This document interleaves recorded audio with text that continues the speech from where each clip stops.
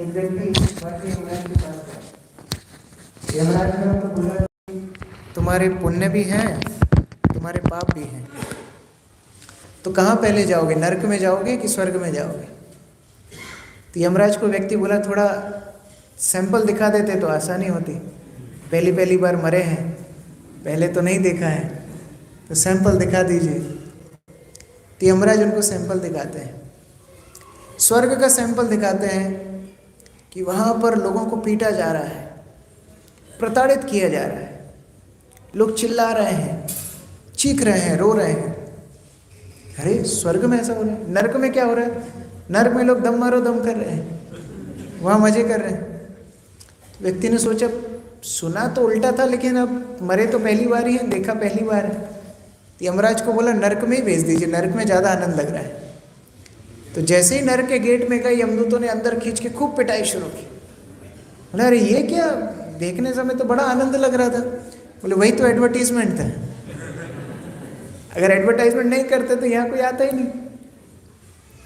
तो असत संग जब हम करते हैं तो हमको बड़ा आनंद, ऐसा लगता है कि आनंद मिलेगा, लेकिन असत संग के प्रभाव से, दुष्परिणाम से हम और दुखी हो जाते हैं।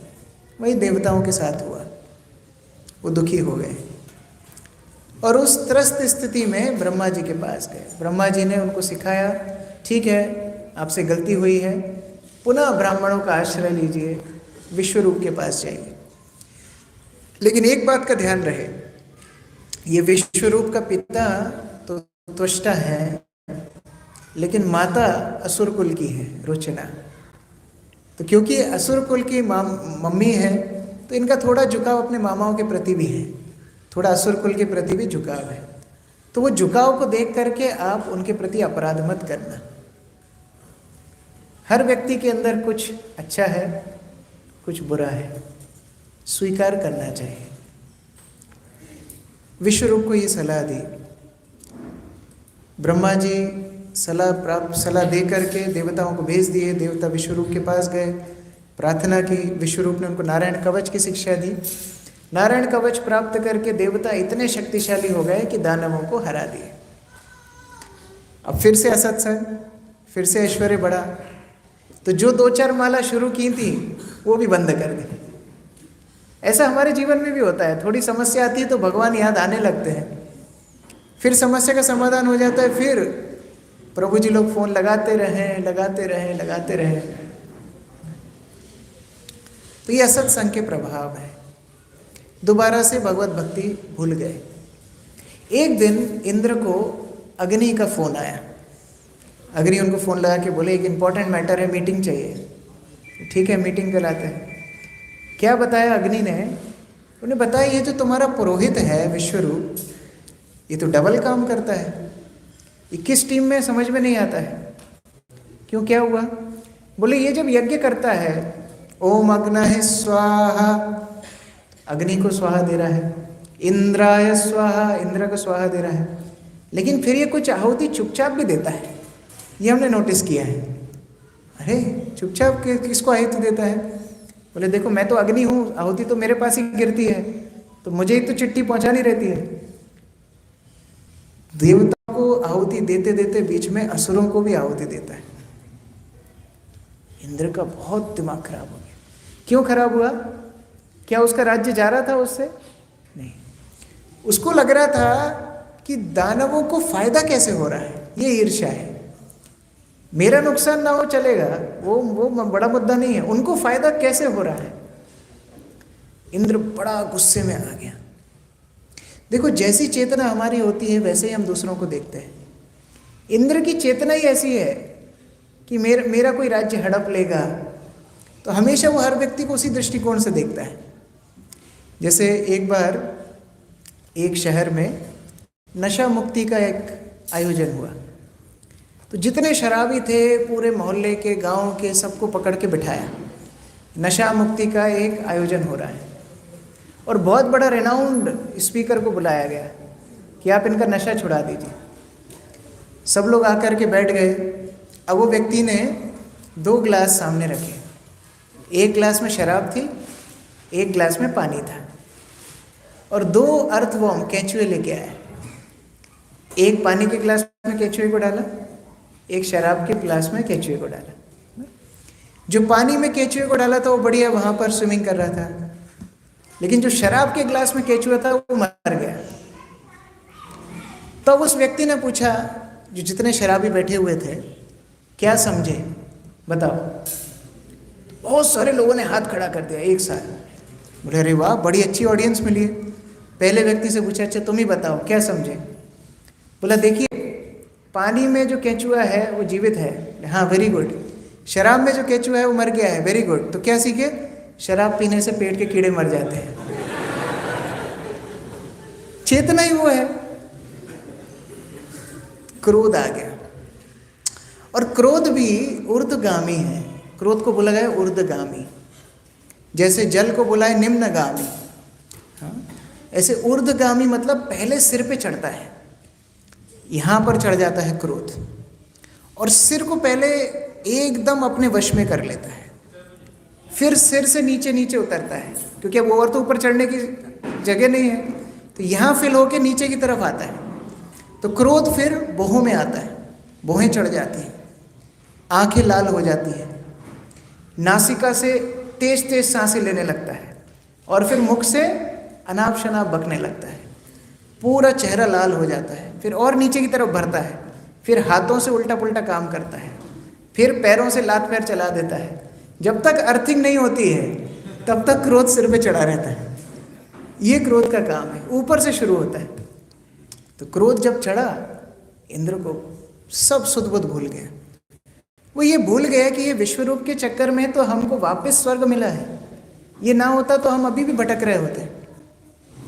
गया, ये विश्वरूप के 3 सिर थे।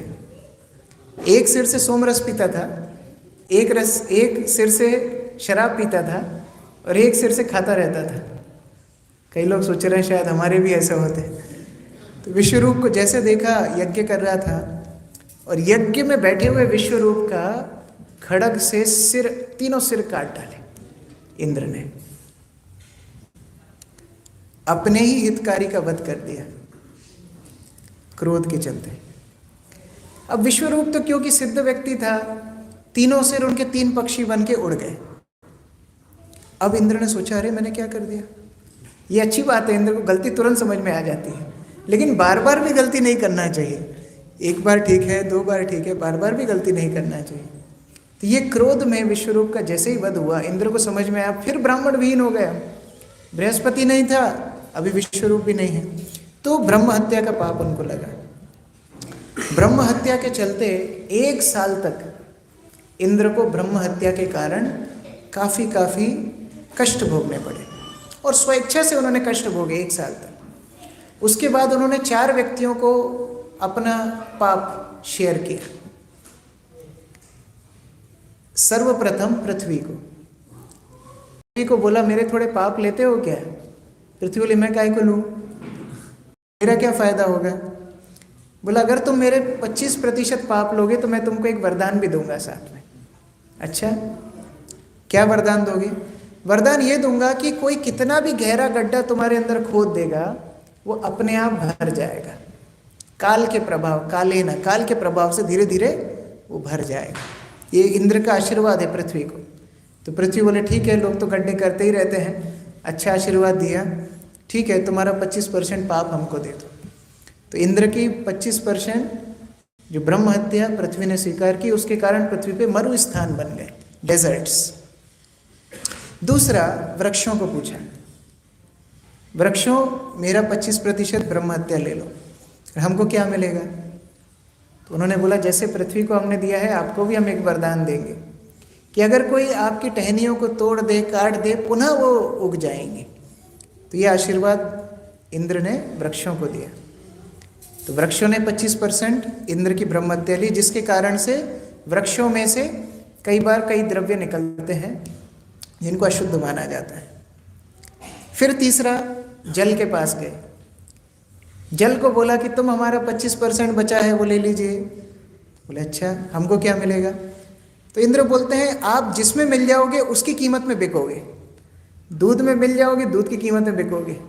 जिस चीज़ में मिल जाओगे, दाल कभी कम पड़ जाती है, मंदिरों में ज़्यादा होता है, पानी मिला देते हैं, तो इसलिए लोग चाहते हैं कि हम पहले स्लॉट में बैठ जाएं, क्योंकि बाद में पतली कड़ी पतली दाल आती है। सब लोग हंस रहे हैं, ऐसा होता है कहते, जो भी हो। तो ये इंद्र का आशीर्वाद है जल को। तो फिर इंद्र ने बोला ठीक है, ये आशीर्वाद लिए हैं आप, 25% हमारी ब्रह्म हत्या का भागीदारी बनिए। तो उन्होंने 25% लिया। जिस तरह जल में कई बार फोम बुदबुदा इत्यादि आता है, वो जल की अशुद्धि मानी गई है, तो वो ब्रह्म हत्या का फल है। और चौथा, माताओं के पास गए, पुरुषों के पास नहीं गए, पता है जेब से कुछ नहीं सरकेगा, कुछ देने वाले हैं नहीं, माताओं के पास गए। क्योंकि माताएं स्वभाव से सरल सहज होती हैं, इसलिए पहले ब्रह्मचारी घर के सामने जाके माता भिक्षाम देही बोलते थे, कभी भी पुरुषों को नहीं बुलाते थे, माताओं को बुलाते थे। तो देवताओं के राजा इंद्र माताओं के पास गए, माताओं को बोला आप हमारी ब्रह्म हत्या ले लीजिए। तो माताओं ने बोला हमको क्या मिलेगा? तो इंद्र बोले कि आप अपनी काम वासनाएं, काम इच्छाएं खूब बड़े स्तर पर पूरा कर पाएंगे। बोले अरे ये कैसा आशीर्वाद है? ये आशीर्वाद समझिए, काम वासना का मतलब बीच में आनंद महिलाएं ढूंढ ले,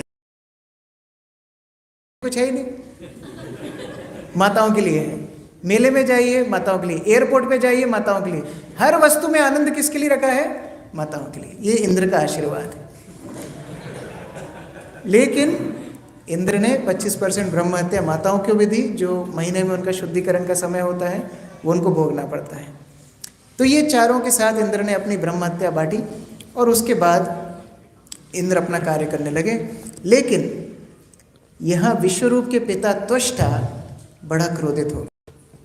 बोले मेरा बेटा एक तो मदद करने गया, युवा था, ब्रह्मचारी था, मौनी था, एक स्थान में बैठता था, ये देवता खुद ही उसके पास गए, इतनी अच्छी अच्छी बात बोले तो हमारे बेटे जैसे हो, पिता को बेटे की मदद करनी चाहिए, ऐसा ऐसा बोल के उसको लेके गए और उसकी हत्या कर दी। त्वष्टा को बड़ा क्रोध है। तो जो 1 साल तक इंद्र ब्रह्म हत्या भोग रहा था, वो 1 साल तक त्वष्टा यज्ञ करते रहे। और यज्ञ का प्रयोजन क्या था?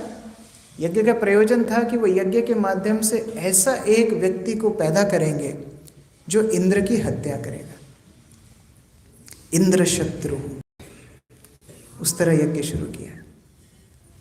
लेकिन उनके उच्चारण में, क्योंकि क्रोध तो बड़ा आ रहा था, मात्राओं का हेरफेर हो गया। और जिस तरह उन्होंने इंद्र शत्रुहो बोला, उसके कारण से उसका मतलब हो गया जो इंद्र के द्वारा मारा जाए, ऐसा मतलब हो गया। ये समस्याएं कर्मकांड में ही होती हैं, लेकिन हरे कृष्ण महामंत्र में ये विचार नहीं है। नाम नाम अकारी बहुधा निज सर्वशक्ति तत्र अर्पिता नियमित स्मरणे न काला। भगवान के हर नाम में भगवान की पूर्ण शक्ति समाहित है। और सबसे बड़ी बात, इनको जाप करने के लिए कोई नियम, कोई भी प्रकार की बाधा इसमें नहीं है, कोई त्रुटि इसमें नहीं है। कई बार लोग बोलते हैं कि इस्कॉन के भक्त राम को रामो बोलते हैं। कई बार कुछ लोग बोलते हैं कि जो चाइनीज भक्त हैं वो तो रा नहीं बोलते, लाम बोलते, लाम। तो उनको क्या उद्धार होगा? उद्धार होगा, क्योंकि नाम भगवान का इतना पवित्र है, किसी प्रकार की त्रुटि नाम को प्रभावित नहीं कर सकती। धीरो वदति विष्णवे मूर्खो वदति विष्णाय उभयस्तु समान पुण्यम भावग्राही जनार्दन। भगवान भाव ग्रहण करते हैं नाम के रूप से। तो इस तरह से जब हम भगवत नाम का जप करते हैं तो वो त्रुटि से हमारी क्रिया को मुक्त करती है। प्रभुपाद कृष्ण बलराम मंदिर के उद्घाटन कर रहे थे, तो कई स्थानीय ब्राह्मणों को बुलाया प्राण प्रतिष्ठा करने के लिए। तो उनने अपना पूरा सेटअप जमाया, टिमटाम पूरा यज्ञ का, प्राण प्रतिष्ठा का, इसका उसका सब किया। प्रभुपाद ने भक्तों को बुलाया, भक्तों को बोला जब तक ये प्राण प्रतिष्ठा करेंगे तुम लोग यहाँ बैठ के हरे कृष्णा कृष्णा कृष्णा हरे हरे राम राम राम हरे, बस हरिनाम करते रहना। बोले प्रभुपाद इनकी हेल्प वगैरह करना है? बोले हेल्प ही कर रहे हो, क्योंकि इनके कर्म कांड में हमेशा गड़बड़ी होती है, लेकिन आपके हरिनाम में कोई अपराध नहीं रहेगा। इसलिए कृष्ण बलराम आपके हरिनाम को सुन के आएंगे, ना कि इनके मंत्रों से। एक बार एक भक्त था, वो अपनी शादी की वीडियो देख रहा था, 20-25 साल पूरे हुए थे, तो अपनी शादी की वीडियो देख रहा था। तो उस समय वो इस्कॉन में आए नहीं थे, अभी वो इस्कॉन में आ गए थे। तो इस्कॉन में आने के बाद कई हम लोग यज्ञ में बैठते ही हैं, कई संन्यास ये इत्यादि अनुष्ठान में, दीक्षा वगैरह में भाग लेते हैं। तो उन्होंने देखा कि ये जो मंत्र पढ़ रहा था पंडित उनकी शादी में, वो तो संन्यास के मंत्र पढ़ रहा था। तो वो पंडित को खोज के निकाला। पंडित पूछे क्यों भाई, ऐसा क्यों? बोले एक्चुअली मैं गलत किताब उठा के ले गया था, लेकिन अब सबका प्रेशर इतना था, मैं करता भी क्या, तो मैंने वही मंत्र पढ़ दिए। ये कर्मकांड है। थोड़ी सी त्रुटि होगी, सारा अनुष्ठान विफल हो जाएगा। लेकिन भगवान का नाम जब हम लेते हैं, केवल भगवान भाव ग्रहण करते हैं, तो उस तरह से तृष्टा के गलत उच्चारण से एक बहुत ही विशाल काय व्यक्तित्व वहां से प्रकट हुआ। उसका पूरा शरीर इतना लंबा और इतना चौड़ा था कि मानो आकाश को छू रहा था। एकदम काला कलर का उसका रंग, और जितने भी बाल थे, मूछ, बाल, दाढ़ी, सब जैसे तांबा तप के लाल हो जाता है, ऐसा उसका कलर था। सोचो, देख के ही व्यक्ति डर जाए। और हर एक घंटे वो 4 फीट लंबा, 4 फीट चौड़ा बढ़ता जा रहा था, हर दिशा में फैलता जा रहा था, इतना विशाल का है। तुष्टा डर गए, ये क्या, कौन आ गया? तुष्टा को लगा सच में इंद्र को मारने के लिए तो ऐसे ही व्यक्ति चाहिए, तो इंद्र को मारने के लिए मेरा काम हो गया, ये इंद्र को मारेगा। उसका नाम था वृत्रासुर। वृत्रा मतलब जो सब कुछ ढक दे, इतना विशाल काय था कि उसने पूरा आसमान ढक दिया था। वृत्रासुर का प्राकट्य हुआ। ये खबर देवताओं तक पहुंच गई। जब देवताओं तक पहुंच गई, देवताओं ने सोचा हम इनके ऊपर आक्रमण करेंगे। अभी तक वृत्रासुर ने आक्रमण करने का सोचा भी नहीं, लेकिन देवता अपने आप से आक्रमण करने के लिए तैयार हो गए, क्योंकि उनको लगा था कि हमारे ऊपर कुछ प्रकार से हानि कर सकता है। नारायण कवच तो पहन ही रखा था, नारायण कवच का उच्चारण कर ही रखा था, अमृत पी रखा था, स्वर्ग में रहते ही थे। तो सारे देवता अपने अस्त्र शस्त्र ले करके वृत्रासुर के पास गए। उन्होंने सोचा कि आज मौका मिला है, खत्म कर देते हैं। सब आ गए। तो अब ये जन्म के बाद इसने कुछ खाया नहीं था वृत्रासुर, भूख तो लगी रही थी। तो पहला ब्रेकफास्ट वृत्रासुर ने किया, जितने अस्त्र शस्त्र थे देवताओं के सब खा गए, खत्म। अब देवता चक्कर में सब भाग गए वहां से, हमारे अस्त्र सारा खा गया, ये कैसा कैसा कैसा राक्षस है। तो उन्हें सोचा चलो ब्रह्मा जी के पास जाते हैं। तो किसी ने बोला ब्रह्मा जी के पास तो भूल के भी मत जाना, क्योंकि उन्होंने समझाया था विश्वरूप गलती करे तो नज़रअंदाज कर देना, और हमने विश्वरूप का ही कत्ल कर दिया, विश्वरूप को ही मार दिया। तो किस मुंह से ब्रह्मा के पास जाएंगे? तब किसके पास जाएं? भगवान शिव के पास चले? बोले भगवान शिव तो वैसे ही नाराज हो जाएंगे, क्योंकि हमने ब्राह्मणों का अपमान किया। किसके पास जाएं? विष्णु जी के पास जाएं? बोले नहीं, वो भी ब्राह्मणों के बड़ा प्रेम करते हैं, किसके पास जाएं? तो बोला देखो, अब जिसका कोई नहीं है उसके भगवान है, गलती की है स्वीकार करो, भगवान के पास ही चलते हैं। भगवान विष्णु के पास जा करके देवता आ गए।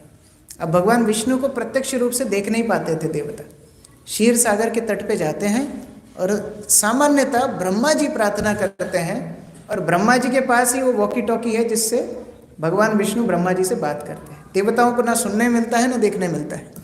लेकिन आज ब्रह्मा जी साथ में नहीं है, क्या करें? देवता सोचने लगे भगवान प्रार्थनाओं से प्रसन्न होते हैं, हम भगवान के बच्चे हैं, टूटी फूटी प्रार्थनाएं करेंगे। आप अगर उस भागवत के अध्याय को पढ़ेंगे, आप देखेंगे कहीं पर पद्य है, कहीं पर गद्य है, कहीं छोटा श्लोक है, कहीं बड़ा श्लोक है, क्योंकि टूटी फूटी प्रार्थनाएं देवता भगवान को कर रहे हैं। देवता भगवान को बोलते हैं भगवान, जब प्रलय काल पिछले मनवंतर में आया था, आप मत्स्य रूप में आए थे और आपने ही सृष्टि के बीज सप्तऋषि इत्यादियों की सुरक्षा की थी। और इससे भी पहले जब सृष्टि की रचना हुई थी, हमारे परपितामह दादाजी ब्रह्मा जी, आपकी नाभि से कमल निकला जिसमें वो प्रकट हुए, और वो चारों दिशाओं में देख रहे थे, जिससे उनके 4 सिर हो गए। और वो जब अपना पता नहीं लगा पा रहे थे, तो प्रचंड हवा के कारण वो अपने कमल से पानी में नीचे गिर गए। असहाय अवस्था में वो चीख रहे, चिल्ला रहे मदद के लिए। तो आपने उनको दोबारा से कमल पे आसीन किया। जब उनकी सुरक्षा आप कर सकते हैं, तो हम तो उनके पोते हैं, हम तो नवजात शिशु हैं। जैसे गर्भ में बच्चा रहता है, वैसे हम आपके ऊपर आश्रित हैं। बहुत सुंदर प्रार्थना है देवताओं ने की है। तो भगवान ने भी सोचा कि पहली बार खुद प्रार्थना कर रहे हैं, तो इनको मैं दर्शन देता हूँ। भगवान प्रार्थनाओं से प्रसन्न होके साक्षात शंख चक्र गदा पद्म लेकर के भगवान प्रकट हो गए। लेकिन उनके साथ 16 और उनके परिकर आए और सब एक जैसे दिख रहे हैं, एकदम सेम टू सेम। अब देवताओं ने तो भगवान को सामान्यतः देखते नहीं है, तो उनके विचार में अरे कौन से भगवान है ये, 16 ये और ये 17 दिख रहे हैं एक जैसे, कौन भगवान है? तो किसी ने बोला देखो सब एक जैसे दिखते हैं, लेकिन एक अपने गले में कौस्तुभ मणि धारण किए है, एक की छाती पे श्रीवस्त्र का निशान है, और ये बाकी 16 उन्हीं की तरफ देख रहे हैं। सारे देवता उनको प्रणाम करते हैं, प्रणाम करके उनको वंदना करते हैं। फिर से बहुत लंबी वंदनाएं हैं कि ये भगवान चराचर जगत में आपकी स्मृति हमको हो। देखो ये प्रार्थनाएं देवता कभी ना करते अगर वृत्रासुर उनके अस्त्र शस्त्र ना खाता। अगर वृत्रासुर को हरा देते तो कभी प्रार्थना नहीं करते। तो कई बार समस्याएं भगवान के निकट ले जाती हैं। श्री श्रीमद राधानाथ स्वामी महाराज बताते हैं कि एक बार ब्रिटिश एयरवेज में सफ़र कर रहे थे और ऐसा हुआ अनाउंसमेंट कि अभी इतनी तकनीकी खराब हो गई है कि ये प्लेन क्रैश भी हो सकता है, आप लोग संभल के बैठ जाइए, पेटी बांध लीजिए। क्या हाल होगा फ्लाइट का आप सोचिए। और सभी लोग बड़े चिंता में, महाराज भी जप कर रहे थे। वो फ्लाइट नीचे की तरफ गिर रही है, बिल्कुल क्लियर फॉल नीचे हो रहा है, और फिर हवा में ही पायलट फिर से टेक ऑफ करता है, फिर से वो नीचे की तरफ गिरती है, फिर से वो टेक ऑफ करता है। जो लोग को फ्लाइट में थोड़ा सा भी झटका लगा होगा उनको अनुभव होगा, 1 फीट भी फ्लाइट नीचे जाती है तो पूरे प्राण नीचे निकल जाते हैं। महाराज जप कर रहे थे, ऐसे जैसे फ्लाइट सेफली लैंड हो गई, भक्तों को पता पड़ा महाराज के साथ ऐसा ऐसा। महाराज को बोले महाराज ब्रिटिश एयरवेज में आपका कभी टिकट नहीं कराएंगे। महाराज बोले मैं हमेशा ब्रिटिश एयरवेज से ही जाऊंगा। क्यों? बोले आज जो मैंने जप किया है ना, ऐसा जप मैंने पहले कभी नहीं किया था। ये स्मृति भगवान की कठिन समय में आती है, उसके लिए भी हमारा दृष्टिकोण साफ होना चाहिए। हर परिस्थिति में कृष्ण को देखना है, हर परिस्थिति में ये प्रयास करना है कि कृष्ण हमें क्या सिखाना चाह रहे हैं। ये शुद्ध भक्ति कृपा से हमको मिलता है। प्रभुपाद जी एक बार श्रुतकीर्ति प्रभु की सेवा ले रहे थे। श्रुतकीर्ति प्रभु के पैर देख के प्रभुपाद बोलते हैं कि तुम्हारी माता बड़ी खूबसूरत होगी। श्रुतकीर्ति प्रभु बोलते हैं हाँ प्रभुपाद आपको कैसे पता? बोले तुम्हें देख करके, तुम्हारे पैरों को देख करके मैं बता सकता हूँ कि तुम्हारी माता बड़ी सुंदर हो। तो बहुत सुंदर श्रुतकीर्ति प्रभु प्रवचन में बता रहे थे कि इसी प्रकार हमको हर वस्तु को जगत में देख करके ये सोचना चाहिए कि भगवान कितने दयालु, भगवान कितने सुंदर हैं। एक और दृष्टांत याद आ रहा है। प्रभुपाद जी एक बार एयरपोर्ट में गए, एयरपोर्ट में अराइवल होने वाला था और काफ़ी भक्त रिसीव करने एयरपोर्ट पे प्रभुपाद को जाते थे, संकीर्तन करते थे, मालाओं से प्रभुपाद का स्वागत करते थे।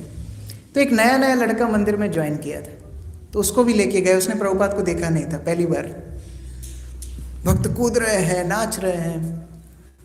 प्रभुपाद बाहर आए फ्लाइट से। उस समय पर एकदम फ्लाइट के गेट तक भक्त लोग चले जाते थे, अभी वो अलाउ नहीं है। तो एकदम फ्लाइट से प्रभुपाद बाहर आए। वो नए भक्त ने प्रभुपाद को देखा, बड़ा इंप्रेस हुआ प्रभुपाद को देख। मतलब कोई रो रहा है, कोई माला पिना रहा है, बड़ा अच्छा माहौल है। इतने में प्रभुपाद के पीछे से एक सुंदर युवती चल के जा रही थी। तो ब्रह्मचारी प्रभुपाद को देखता देखता वो युवती को देखता और प्रभुपाद उसको देख रहे थे। प्रभुपाद एकदम उसके सामने, एकदम नाक के पास यहाँ आ गए। मतलब देखा, एकदम डर गए। प्रभुपाद बोलते सुंदर है ना? क्या बोलेंगे प्रभुपाद को? बेचारा शर्म में पानी पानी हो गया।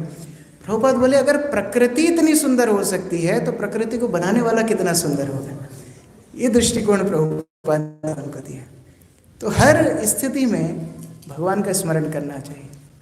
कठिन परिस्थिति है, वो भी हमको भगवान के निकट ही ले जाने वाली है।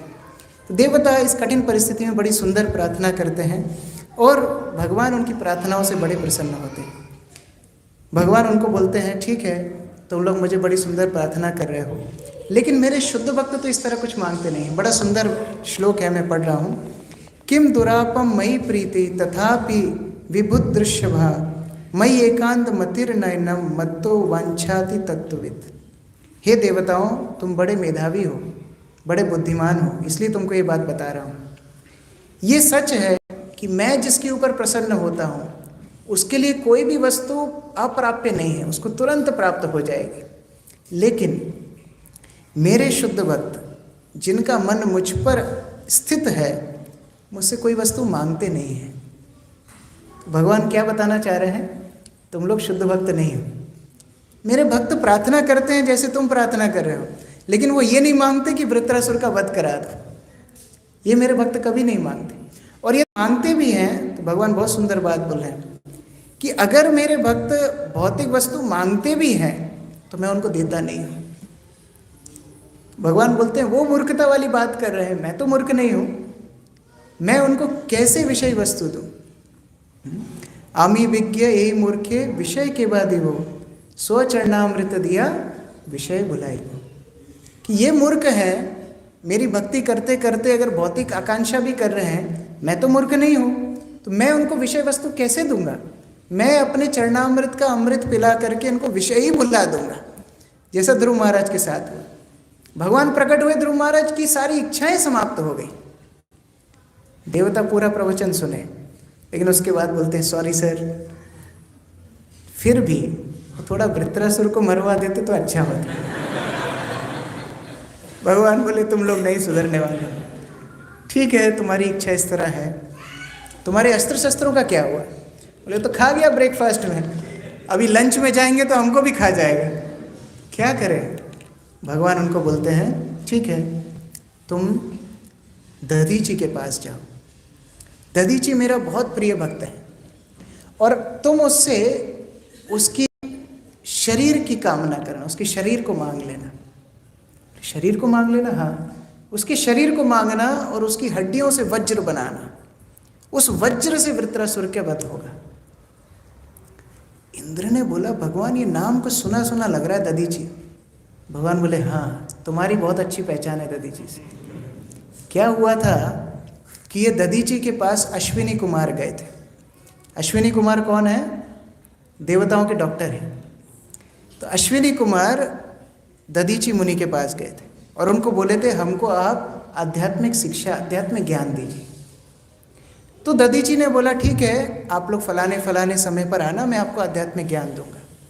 लेकिन इंद्र को किसी ने खबर कर दी कि अपने दोनों डॉक्टर भगत बनने वाले हैं, तो इलाज कौन करेगा, है ना? तो इंद्र गया दधीची के पास, बोला हमारे डॉक्टर साहब आए थे। बोले हाँ आए थे। तो उन दोनों का आप आध्यात्मिक शिक्षा देने वाले? हाँ। बोले अपॉइंटमेंट फिक्स हो गया, हम कोर्स शुरू करने वाले हैं, सर्टिफिकेट कोर्स है, एग्जाम क्लियर होगा, सर्टिफिकेट मिल जाएगा। इंद्र ने बोला अगर आप उनको ज्ञान देंगे तो मैं आपका सर धड़ से अलग कर दूंगा। हमको डॉक्टर चाहिए, आप साधु बना रहे हो, आपका सिर धड़ से अलग कर दें। दधीची बोले सबका ही काटते रहते हो क्या, और कोई काम नहीं है क्या? ठीक है। अश्विनी कुमार दोबारा आए। अश्विनी कुमार बोले हम कॉपी पेन सब लेकर आ गए हैं, पढ़ाइए।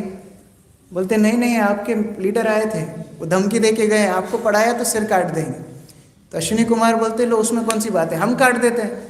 दधीची बोला अरे, बोले नहीं नहीं, हम अच्छी बात कर रहे हैं, हम डॉक्टर लोग हैं, रोज सर्जरी करते हैं, हमारा रोज का अभ्यास है, तो हम आपका सिर काट के साइड में रख देंगे और आपके सिर में हम लोग घोड़े का सिर लगा देंगे। आप घोड़े के सिर से हमको शिक्षा दे देना। इंद्र को पता पड़ेगा, वो घोड़े का सिर काटेगा, हम आपको ओरिजिनल सिर बाद में फिर दोबारा कर देंगे। हाँ, ये प्लान अच्छा है। तो अश्विनी कुमार ने दधीची का सिर काट के एक सुरक्षित स्थान पे रखा और घोड़े का सिर लगा दिया। घोड़े के सिर से दधीची ने अश्विनी कुमारों को ज्ञान दिया और बाद में इंद्र को जब पता पड़ा, इंद्र ने सिर काटा, बाद में अश्विनी कुमार ने दोबारा दधीची का सिर लगा दिया। भगवान देवताओं किसके पास भेज रहे हैं? उसी के पास भेज रहे हैं। जब तक हम किसी अनर्थ को पार नहीं करते, बार बार उसका सामना हमको करना पड़ेगा। हम ये नहीं सोच सकते कि हमने कोई अनर्थ को हमने छोड़ दिया, छुपा दिया, हमने कोई गलती को दूसरों के सामने प्रकाशित नहीं किया तो वो बाहर नहीं आएगी। With different details Krishna will send the same test. एक ही परीक्षा बार बार होगी जब तक हम उसमें उत्तीर्ण नहीं हो जाते। अगर कोई चौथी में फेल होगा तो बार बार उसको चौथी का एग्जाम देना पड़ेगा। भगवान ने देवताओं को दधीची के पास भेजा। दधीची के पास भगवान आए, सारे देवता, और देवता आकर के दधीची को प्रणाम करते हैं। दधीची भी नारायण कवच प्राप्त किया था, बड़ा शक्तिशाली था। सारे देवता दधीची को बोलते हैं हम आपके सामने एक प्रार्थना करना चाहते हैं, आपसे कुछ मांगना चाहते हैं। दधीची बोलता है फिर से ज्ञान चाहिए क्या, फिर वो सिर काटोगे, क्या करोगे? बोले इस बार पूरा शरीर मांगने आए हैं। शरीर मांगने आए हो? हाँ, हमको आपके शरीर से वज्र बनाना है। अब दधीची भी देवताओं को थोड़ा सा मजाक करने के लिए छिड़ने लगे। बोले नहीं नहीं, अपना शरीर तो सबको प्यारा होता है, मैं अपना शरीर आपको कैसे दे दूं, आपको भी तो अपना शरीर प्यारा है। देवता बोलते नहीं नहीं, ये शरीर तो नश्वर है। देवता दधीची को समझा रहे हैं ये शरीर तो नश्वर है, हम तो आत्मा है, आत्मा की उन्नति के लिए काम करना चाहिए, और जो शरीर दूसरों के परोपकार में काम न लगे वो शरीर ही कैसा है। दधीची सुन रहे हैं, अच्छा ये है प्रवचन के बैगन। एक बार एक कथाकार खूब बैगन की बुराई कर रहे थे, 3 गुणों पे प्रवचन कर रहे थे, सतोगुण, रजोगुण, तमोगुण। बोलते बैगुण ऐसा है जिसमें कोई गुण ही नहीं है, तमोगुण का फल है, नहीं खाना चाहिए, ये नहीं होना चाहिए, वो नहीं होना चाहिए, पूरा प्रवचन किया। तो ऑडियंस में उनकी पत्नी भी बैठी थी। घर पहुंचे, घर में थाली में केवल रोटी मिली, सब्जी नहीं। बोले आज सब्जी क्यों नहीं है? बोले बैगन की सब्जी बनाई थी, आपने तो प्रवचन में बोला बैगन नहीं खाना चाहिए, तो परोसी नहीं। बोले नहीं नहीं, वो कथा के बैगन थे, असली के बैगन थोड़ी है, कथा के बैगन। तो यहाँ देवता बड़े सुंदर प्रवचन कर रहे हैं दधीची को, लेकिन स्वयं के शरीर के प्रति आ सकते हैं। ये परोपकार की भावना भक्ति के माध्यम से ही आती है। जो भक्त नहीं है वो स्वार्थी रहेगा। शरीर तो छोड़ दीजिए, लोग कचरा भी फ्री में नहीं देते हैं, शरीर तो बहुत बड़ी बात है। लेकिन भगवान श्री कृष्ण स्वयं अपने गोप बालकों को परोपकार का महत्व बताते हैं। दशम स्कंद में आप देखेंगे, दशम स्कंद में ये कथा आती है कि कृष्ण और बलराम अपने सखा बालकों के साथ वन में जाते हैं। कृष्ण अपने सारे ग्वाल बालों को बुलाते हैं, हे स्तो कृष्ण, मधुमंगल, अर्जुन, सुदाम, श्रीदाम, सब आओ, तुमको कुछ विशेष वस्तु दिखानी है। तो दिखाओ दिखाओ, क्या दिखाओगे?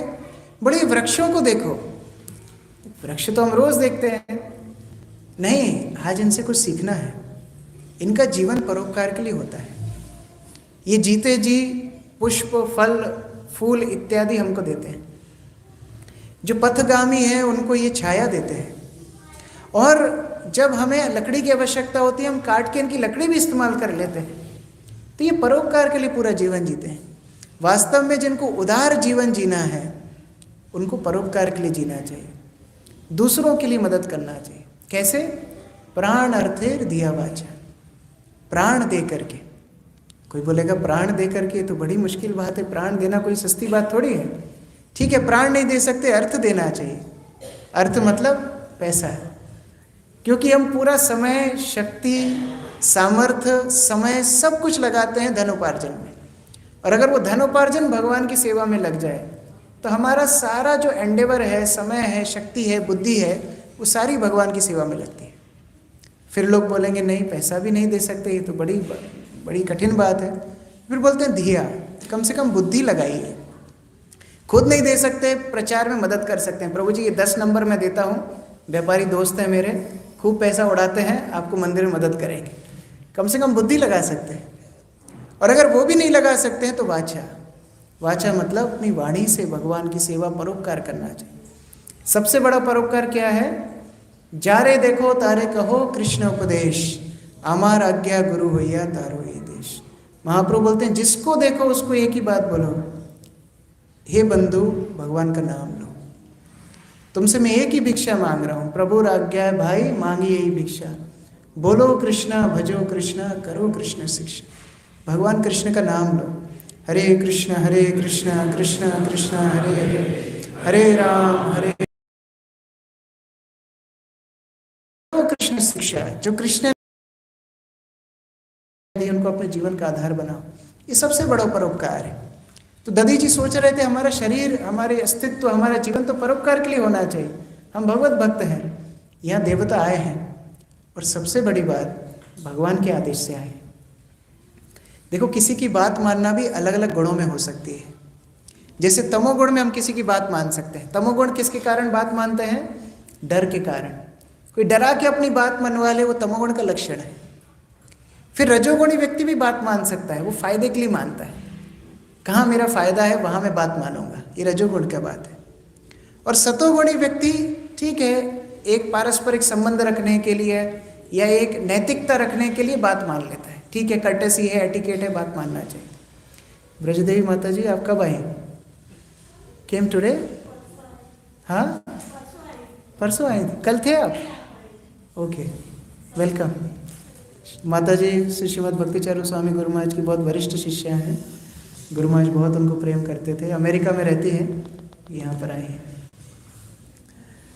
तो ये रजोगुणी, तमोगुणी और सत्वगुणी। सत्वगुण की बात मानना मतलब कोई व्यक्ति नैतिकता रखने के लिए सत्वगुणी बात मान लेता है, लेकिन शुद्ध सत्व वो व्यक्ति है जो केवल भगवान के आदेश मानता है। धर्मम तो साक्षात भगवत प्रणीत। ठीक है, भगवान ने बोला हमारा शरीर चाहिए, ले लीजिए, तो उन्होंने तैयार हो गए। अब उनके शरीर से वज्र बनाया गया। ये वज्र में हजारों हजारों शस्त्रों की शक्तियां थी। इंद्र वो वज्र को लेकर के ऐरावत पर आसीन हो गया। रुद्र, वसु, आदित्य, अश्विनी कुमार, पिता, वहिनी, मरुत, ऋषभ, साध्य, विश्वदेव सब इंद्र के साथ चल रहे थे। अभी सबको कॉन्फिडेंस आ गया। एक तो भगवान ने बोला है दधीची जैसे पवित्र जीवात्मा ने अपना शरीर दिया है और ऐसे शरीर दे करके हमने वज्र बनाया है, वृत्रासुर का वध हम जरूर करेंगे। सब तैयार हो गए। यहाँ असुरों की टोली तैयार हो गई। दोनों के बीच में युद्ध हुआ, घमासान युद्ध, नर्मदा के तट पर यह युद्ध हुआ। और इस युद्ध में देवता दानवों को परास्त करने लगे। ये सारे दानव भागने लगे, उस स्थान को छोड़ के इधर उधर भागने लगे। तब वृत्रासुर दानवों को बुलाता है, अरे कायरों कहाँ जा रहे हो?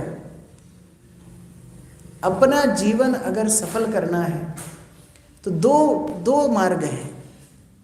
पहला मार्ग है या तो भगवत भक्त बन जाओ। भगवत भक्त जीवो वा मरो वा, वो जिए चाहे मर जाए, उसका जीवन सार्थक है। वो जीते जी कृष्ण सेवा करेगा, मरने के बाद कृष्ण सेवा करेगा। तो या तो भगवत भक्त बन जाओ।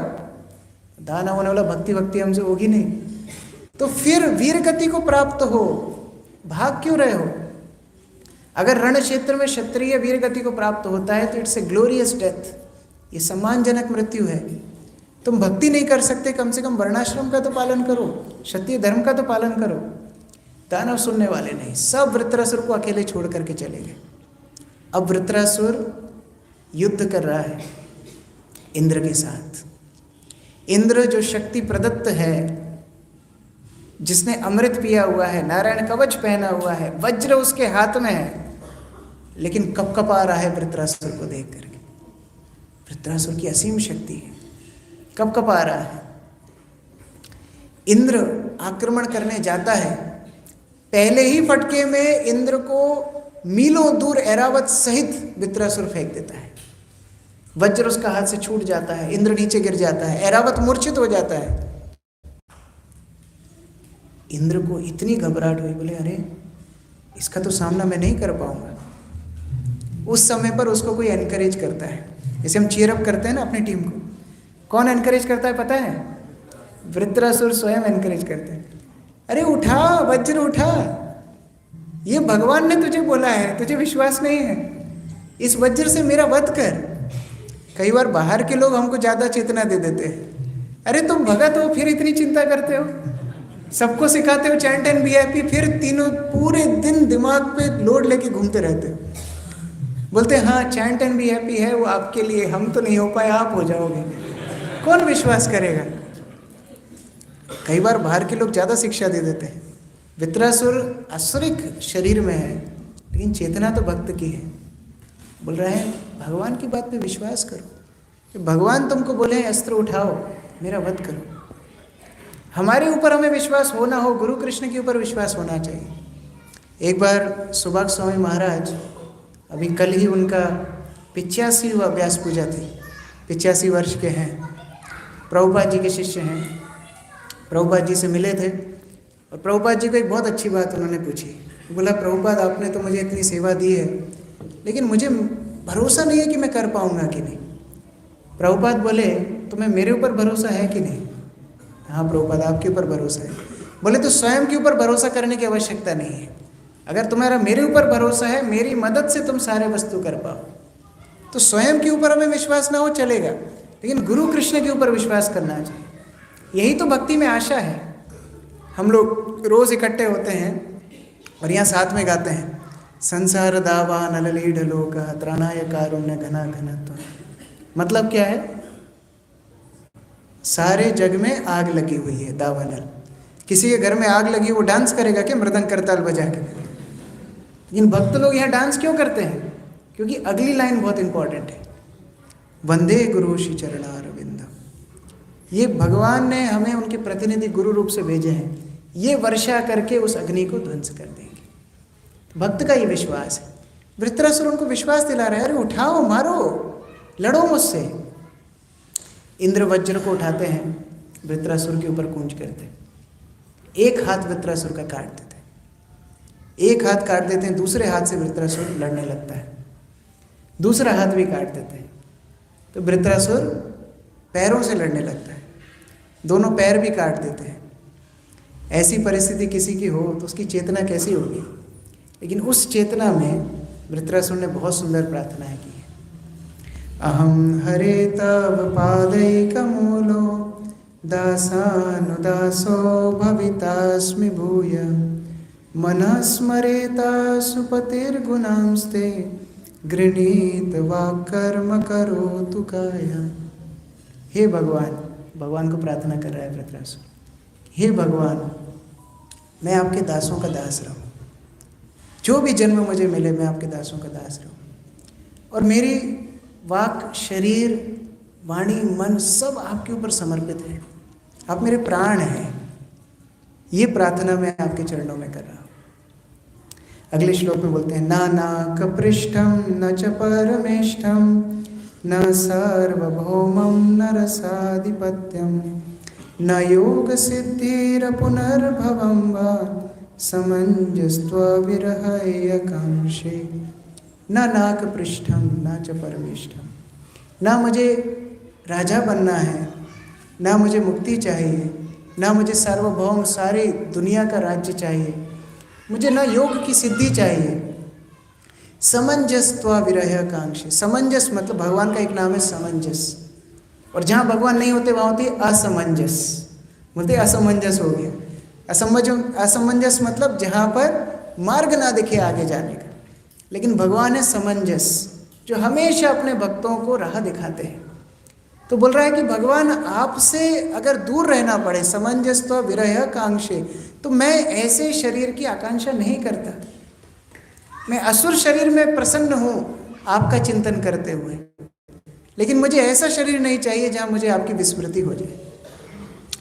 अजात पक्षा इव मातरं खगा स्तन्यं यथा वत्सर शुद्धार्ता प्रियं प्रियेवा विशितं विषन्ना मनोर्विंदाक्ष दृदृक्ष्यते त्वां।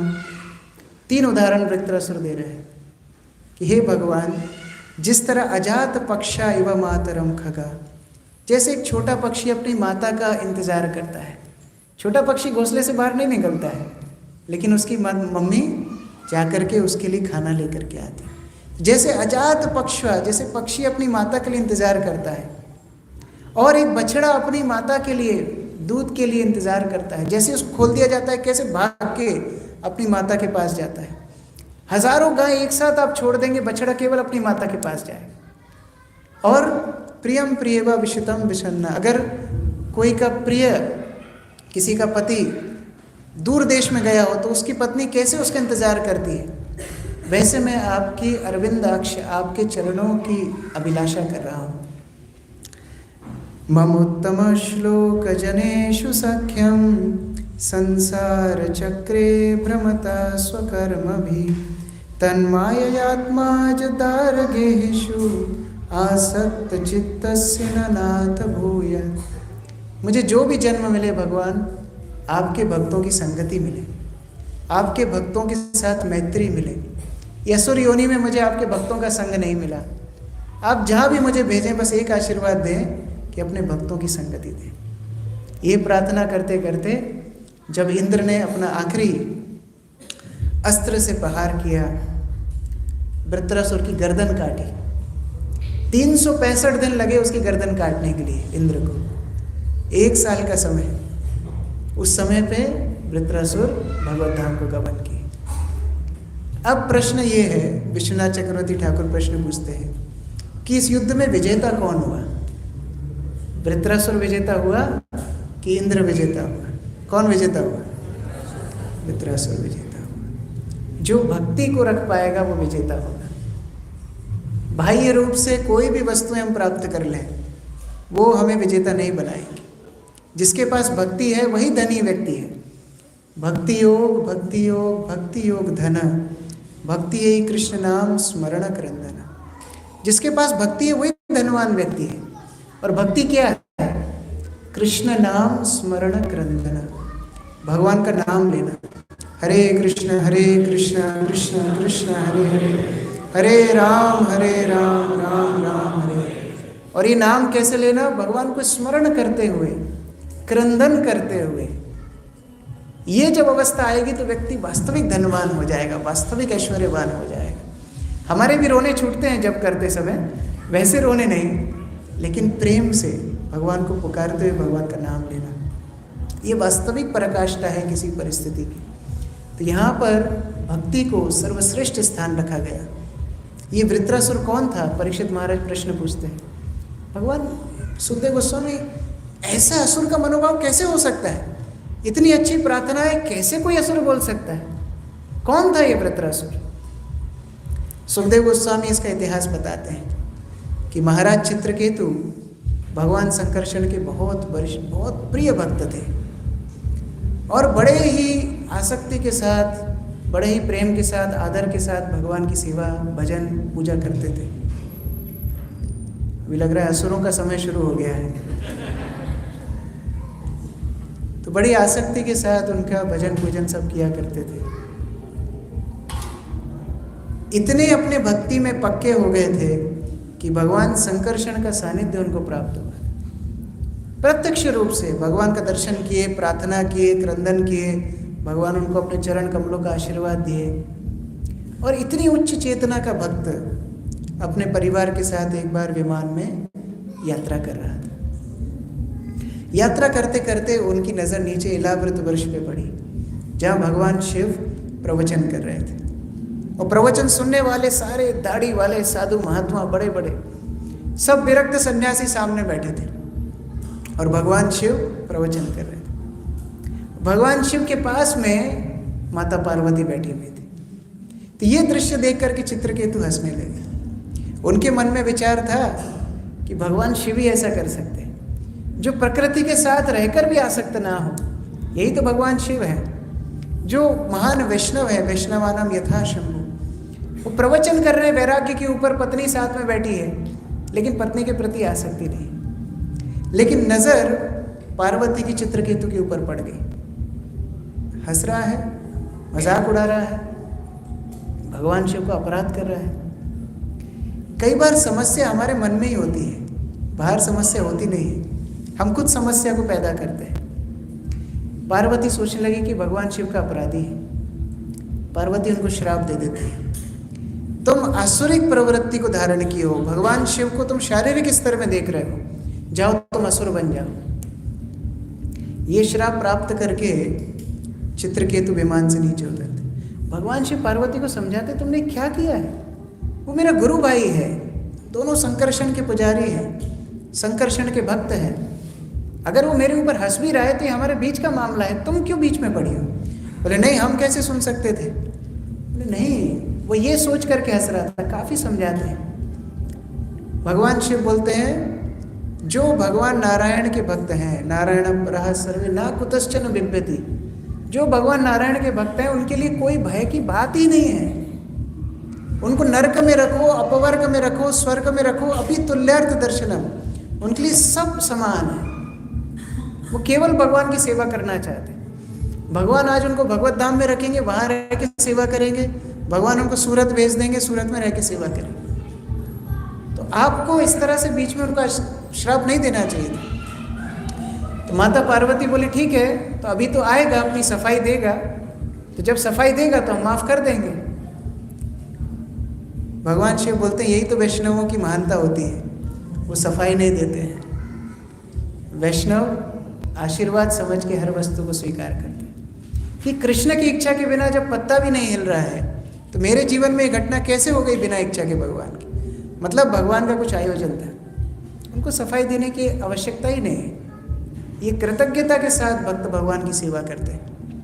चित्रकेतु माता पार्वती के सामने आके नतमस्तक दंडवत प्रणाम कर देते, बोलते माता मैं अपराधी हूँ, आपने जो कुछ बोला है एकदम सही बोला है, मैं आपके श्राप को स्वीकार करता हूँ।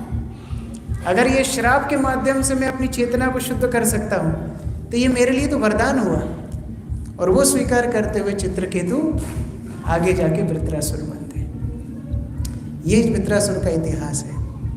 अपने उदाहरण के माध्यम से वो सिखाते हैं कि भक्ति हर अवस्था में की जा सकती है। कोई भी व्यक्ति ये कंप्लेन नहीं कर सकता कि मैं भक्ति नहीं कर पाऊंगा। हर अवस्था में अगर कोई राक्षस शरीर में भक्ति कर सकता है तो हम तो मनुष्य हैं। हम प्रभुपाद जी के आश्रय में आ गए हैं, हम भागवत श्रवण कर रहे हैं, हम हरि नाम का जप कर रहे हैं, हम क्यों भक्ति नहीं कर सकते? तो हर भक्त का उद्देश्य होना चाहिए। हमारे गुरु महाराज बोलते थे कि केवल भक्ति जनक महाराज, अम्बरीश महाराज, प्रहलाद, ध्रुव के लिए नहीं थी, वो भक्ति हमारे आपके लिए है। हमको भी अपने जीवन में ये संकल्प करना चाहिए कि मैं शुद्ध भक्त बन के बताऊँगा, मैं अच्छा भक्त बन के बताऊँगा, मेरे गुरु को मैं प्रसन्न करके बताऊँगा। ये उद्देश्य रखना है। भगवान बिना भक्ति के भोजन स्वीकार नहीं करते हैं, हमें स्वीकार कैसे करेंगे? भगवान बोलते हैं पत्रम पुष्पम फलम तोयम यो में भक्त्या प्रयच्छति। उसमें भी कंडीशन जोड़ दी है, पत्र लाओ, पुष्प लाओ, फल लाओ, तोय लाओ, लेकिन भक्ति के साथ लाओ, तब मैं ग्रहण करूँगा। तो हमारे साथ जब भक्ति जुड़ेगी तब भगवान हमें स्वीकार करेंगे। ये प्रयास हमको करना चाहिए। एक भक्त उसमें बड़ा अच्छा टिप्पणी करते हैं कि तोयम मतलब हम बोलते हैं पानी, तोयम मतलब बोलते हैं दूध, तोयम का अर्थ होता है पसीना। वैष्णव बड़ा अच्छा बात बोलते हैं, भगवान के लिए पसीना बहाइए, भगवान की सेवा में रत हुई, वो भी तोयम है। भगवान के लिए निकले हुए आंसू भी तोयम है। और उस भक्ति को देख करके भगवान उस भक्त को ग्रहण करते हैं और बोलते हैं बहुत हो गया, अब चलो वापस भगवत धाम चलो। ये भगवान की अनुकंपा है। तो ये भागवत के एक एक दृष्टांत हमारे लिए प्राण स्वरूप है, इसको बार बार पढ़ना चाहिए। ये वृत्रासुर की कथा हो सकता है 1 महीना भी हम चर्चा करते तो कम पड़ता, लेकिन बार बार इसको पढ़ना चाहिए। एक एक श्लोक में प्रभुपाद जी के तात्पर्य, सुखदेव गोस्वामी का एक एक शब्द जो चुना हुआ श्लोक है, एक एक हमारी आध्यात्मिक जीवन के लिए प्राण स्वरूप बन सकता है। तो ये भागवत को ग्रहण करके भक्ति में हम आगे बढ़ें और प्रभुपाद जी को अपने जीवन को, भक्तिमय जीवन को समर्पित करें। हरे कृष्ण। जगत गुरु श्रील प्रभुपाद की, ग्रंथराज श्रीमद् भागवतम की, निताई गौर प्रेमानंदे हरे हरे कृष्ण। किसी का कोई प्रश्न है? किसी का कोई प्रश्न है? यस, पीछे।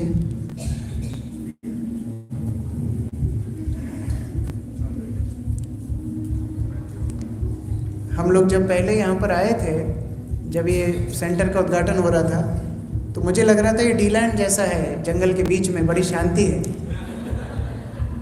लेकिन लोगों ने इस स्थान को भी नहीं छोड़ा, वहाँ भी आ गए।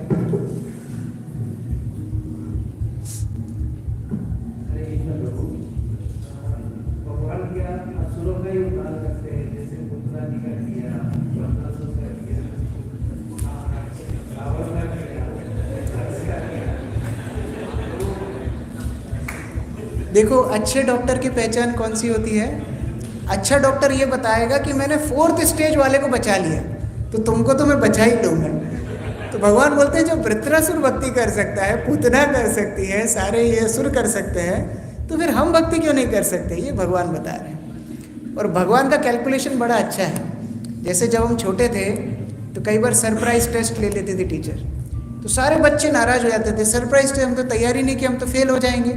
तो टीचर बोलती थी मैं एक और एग्ज़ाम लूँगी और best of the 2 number consider करूँगी। तो ऐसे ही भगवान है। कभी भगवान ये देखते हैं कि अरे अंदर भाव नहीं है, कम से कम बाहर से तो कंठी माला पहनी है, तिलक लगाया है, मंदिर आ रहा है, जप कर रहा है, अंदर जो भी हो कम से कम बाहर से तो कर रहा है ना। पूतना जैसे बाहर से तो माता बन के आया ना, स्वीकार कर लेता हूँ। और कभी दूसरे को देखते हैं ना कंठी माला पहनता है, ना कुछ मंदिर आता है, पैंट शर्ट पहन के घूमता रहता है, लेकिन भाव बड़ा शुद्ध है, तो चलो भाव ग्रहण कर लेता हूँ। भगवान मौका ढूंढते हैं कैसे मैं जीवात्मा का उद्धार करूँ, इतने तत्पर हैं जीवात्मा को वापस लाने के लिए। तो केवल असुरों का नहीं, हर व्यक्ति का उद्धार करने के लिए भगवान तैयार है।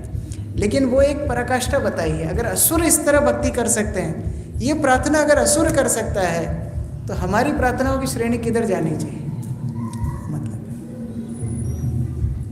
और कोई प्रश्न?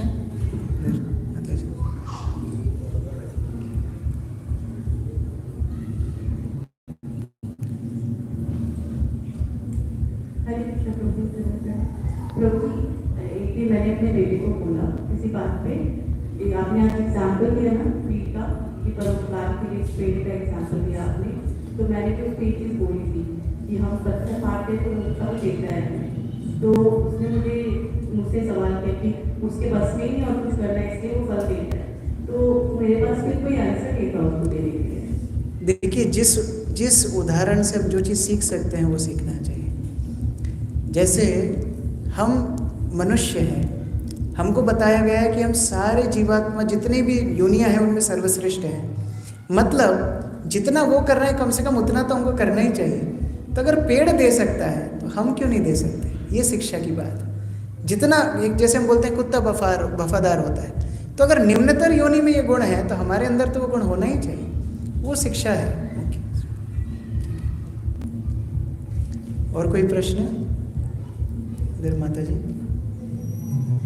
Last question.